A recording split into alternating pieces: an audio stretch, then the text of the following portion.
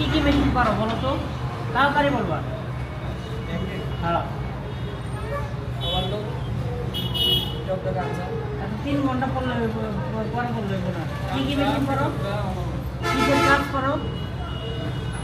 প্যান্টের কাজ করো। কিসের কাজ করো? কিসের কাজ?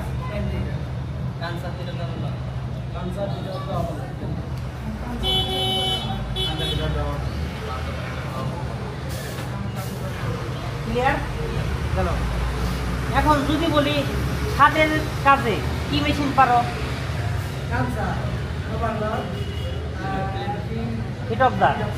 প্লেন মেশিনটা আমরা অপশনাল রাখি, ঠিক আছে? এটা আমি একটু পরে বলতেছি। আমার এখানে প্রোডাক্ট ধরছি 3টা। কি কি?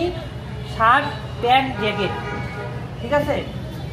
শার্ট, প্যান্ট, জ্যাকেটের ক্ষেত্রে আমি 3টা মেশিনের কথা বলবো। কি কি মেশিন ছেলেদের?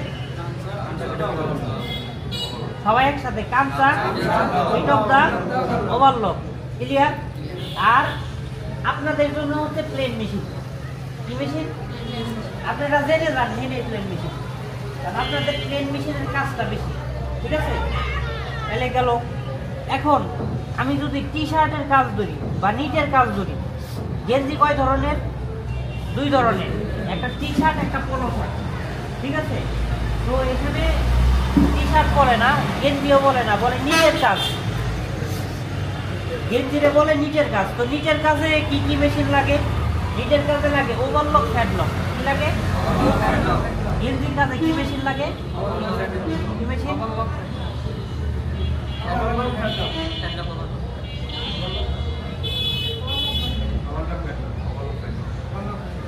ক্লিয়ার? গেঞ্জির কাজে কি মেশিন লাগে? আপনাদের প্লেন ওভারলক। গেঞ্জির কাজে কি মেশিন? আপনারা শার্ট প্যান্ট যেটাই বলেন, এই 2টা মেশিন বলেই আনা, আলাদা আর কোনো মেশিন লাগবে না, ঠিক আছে? মনে রাখবেন। এখন আমরা প্রসেস জানবো যে কাঁচায় কি প্রসেস হয়, হিট অফ দায় কি প্রসেস হয়, ওভারলকে কি প্রসেস হয়। এটি তো ইন্টারভিউতে ধরে, তাই না? মোবাইল